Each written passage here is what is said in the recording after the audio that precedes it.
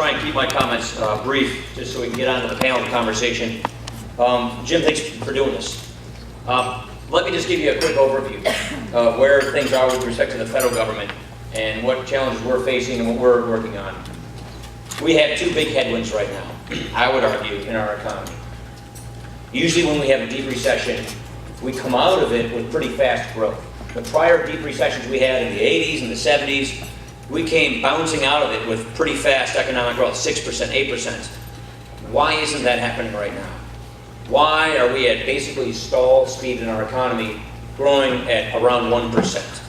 I would argue that there are basically two things. Two big headwinds right now that are hurting our economy or that are threats on the future of our economy. The first headwind is something we don't have a lot of control over, and that's Europe. There's a real concern that we're going to have a debt crisis in Europe, and what that will do to the global economy, and what that will do to our export markets, what that will do to the banking sector, what that will do to global economic growth. That's something that is more of a European problem, but it clearly affects us. Second headwind is Washington. What is Washington doing?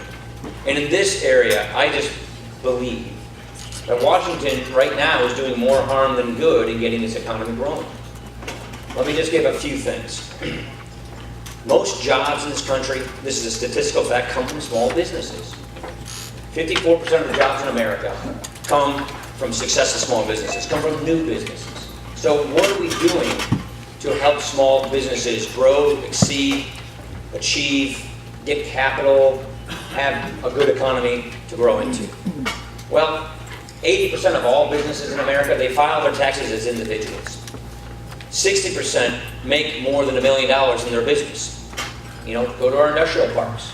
25 employees, 200 employees. The top tax rate on these businesses is going from 35 to 44.8% in 2013. Now a new proposal is moving through Congress to bring it to over 50%.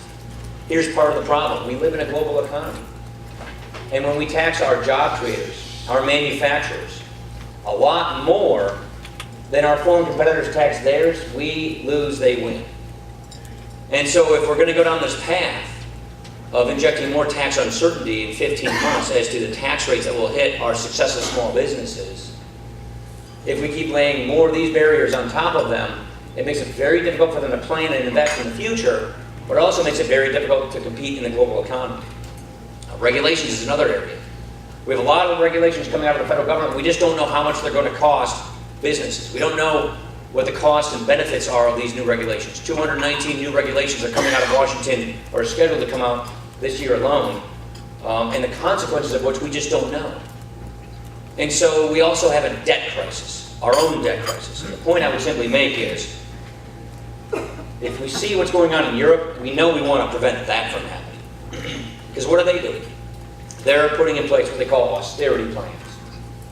Tax increases on their economy, on their young people coming out of school, that slows down their economy and makes it harder for them to grow. And then they're cutting benefits to people who've already retired and counted on these programs. We don't want that to happen here. And the point I keep trying to make, and do it on our own terms, to get this debt under control without changing benefits for retired people and without massive tax increases that slow down our economy. We got to get our basics right. And so let's preempt European austerity.